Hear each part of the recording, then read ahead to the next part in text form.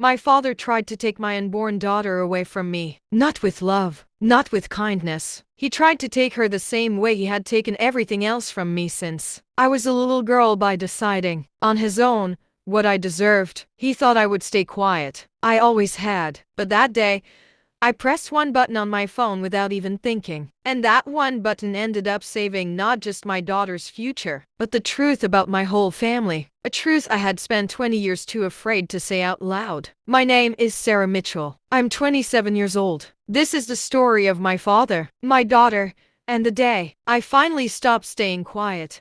I grew up in a small town called Millbrook, Ohio, in a house with my father, Robert, my older brother, Michael, and until I was 9, my mother, Diane. My mother was the one who made our house feel like a home. She used to sit on the edge of my bed every night and tell me, "Sarah, you're exactly enough, just as you are."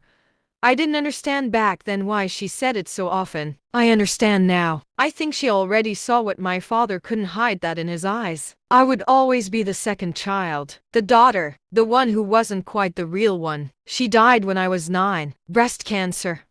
Fast and cruel. I still remember the smell of her sweater, which I kept folded in my closet for years after, just so I could open the doors sometimes and remember she was real. After she was gone, whatever softness my father had went with her. He raised Michael and me, but not equally, not even close. New shoes, new bike, savings for college, all of it went to Michael first. Sometimes only to Michael. If I asked why, my father would say, "Michael's going to carry this family's name. You'll be someone else's family soon enough." I was 9 years old the first time I heard that sentence. I heard some version of it for the next 18 years. I got used to being second. I told myself it didn't matter, that I'd build my own life, quietly, without needing his approval. I worked through college, built a small career I was proud of, and 3 years ago, I married a man named David, who was the first person to ever make me feel like my voice mattered in a room. When I got pregnant,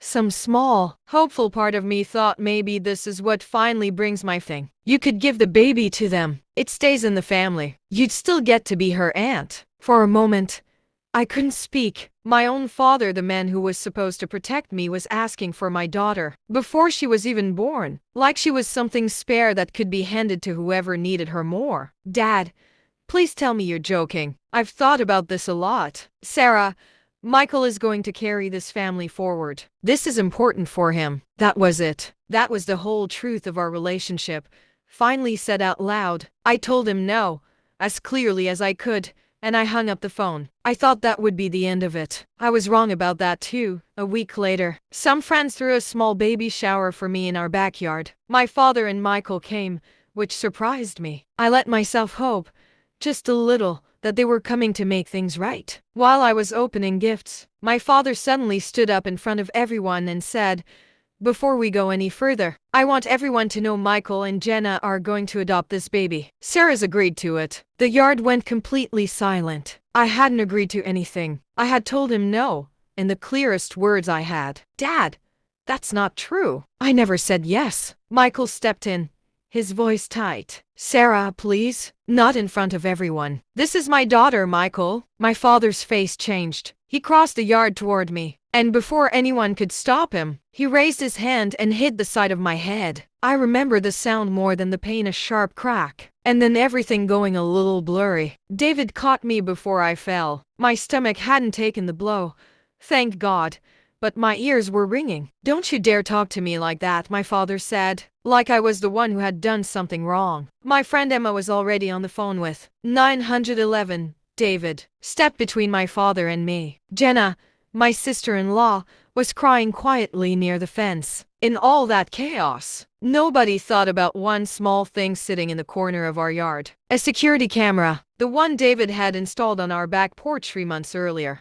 Without even deciding to, my hand had already pulled my phone from my pocket. I opened the security app. There was one button on the screen. Save and share clip. I pressed it. That one tap saved the last 2 minutes exactly as they happened. My father's announcement, my refusal, and his hand striking me with the time and date attached. Unable to be changed or denied by anyone. I didn't fully understand yet what that clip would come to mean. I just knew, somewhere underneath the shock, that for the first time in my life, I had proof of something no one could talk me out of. David got me into the car right away. On the way to the hospital, I told him what I'd done. He reached over and held my hand at a red light and said quietly, "Sarah, that might be the most important thing you've ever done at the hospital." The doctors checked everything carefully. My daughter was safe, completely fine. I had a bump and some swelling on the side of my head, and the doctor wrote it down clearly in my chart, along with what had happened.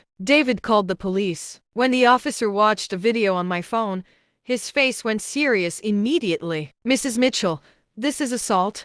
Plain and simple. You have every right to file charges if you want to." That night, lying in bed at home, I thought about my mother. I thought about all those nights she sat on the edge of my bed telling me I was enough. I finally understood she had known. She had seen how my father was, and she had spent every quiet night trying to undo the damage before it happened. I decided I wasn't going to spend my daughter's childhood the way I had spent mine, waiting for someone to notice I mattered. The next morning, I called a family attorney a co-worker had once recommended, a warm but direct woman named Diane, the same name as my mother, which felt like a strange kind of sign. I told Diane everything: the phone call, the shower, my father's plan, the years of feeling second in my own family. She listened carefully, then pulled out something I didn't know existed. Paperwork from my mother's estate. "Sarah," she said gently, "your mother set something up before she passed. A savings trust for you and Michael. Your father manages it, but your mother added one condition. Nothing major can be moved or changed from that trust unless both you and Michael agree to it in writing, not just your father alone." I sat there for a moment, stunned. Even after everything, my mother had left me something that mattered: not money, but a say, a voice my father couldn't take away, even years after she was gone. "That means," Diane continued, "if your father has been making promises about that trust without asking you, he's already broken the rules your mother put in place." For the first time since the shower, I felt something besides fear. I felt like maybe, finally, I had some ground to stand on. Diane helped me file for a restraining order to keep my father and Michael away from my home and the hospital, filed the assault report properly with police, and sent formal notice that nothing could move from that trust without my written word. 10 days before my due date, Michael showed up at my door alone. "Can we talk? Just a few minutes." I almost said no, but I let him in. "Sarah, I need you to know this wasn't my idea. Dad came to us with it." I told him it was wrong, but he kept saying it was the only way we'd ever have a family of our own. And Jenna wanted it so badly. And I didn't stop him. I should have. "You told me not to make a scene, Michael." While he had his hand raised, he looked down at the floor. "I know. I've thought about that moment every day since. Watching that video, hearing it, I can't pretend anymore that it was nothing." I wasn't ready to forgive him that day, but I believed, for the first time, that some part of him meant it. As Diane looked deeper into things, a fuller picture came out. Michael and Jenna's struggle to have a baby was real, but it wasn't the whole story. 2 years earlier, they had actually tried to adopt through an agency and been turned down, not because they couldn't have children, but because of some serious debt Michael had taken on and never told anyone about. My father knew all of this, and that's exactly why, the moment I got pregnant, he saw his chance get Michael a baby quietly, inside the family, without any agency asking questions about money or stability. Learning this didn't make me angrier at Michael. If anything, it made things clearer. My father hadn't been trying to help his son. He had been trying to protect an image, the successful son, the family name he cared about more than either of his actual children. 3 weeks later, my daughter was born. For 9 months, it felt like everyone around me had been fighting over who she belonged to, what she meant, what she was owed to. But the moment the nurse placed her on my chest, small, red-faced, furious at the whole world already, none of that mattered anymore. Not the case, not the trust, not my father's name. I looked down at her and I thought about my mother, about all those nights on the edge of my bed. I whispered the same words to my daughter that my mother used to whisper to me. "You are exactly enough, just as you are. No one gets to decide that for you but you." We named her Grace. Because of the restraining order, my father and Michael couldn't come near the hospital. It was just David, my grandmother, and Emma in that room with me. For the first time in a long time, I felt peace.